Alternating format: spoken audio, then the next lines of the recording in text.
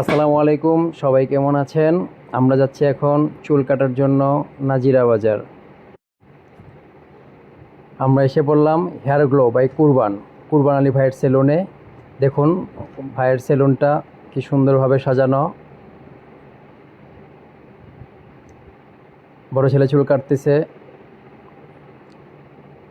এখন ছোট ছেলেও চুল কাটতেছে।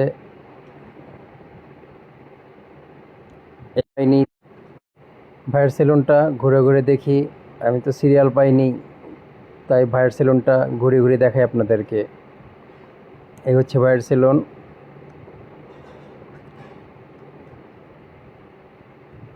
এই হচ্ছে কুরবান আলী ভাই।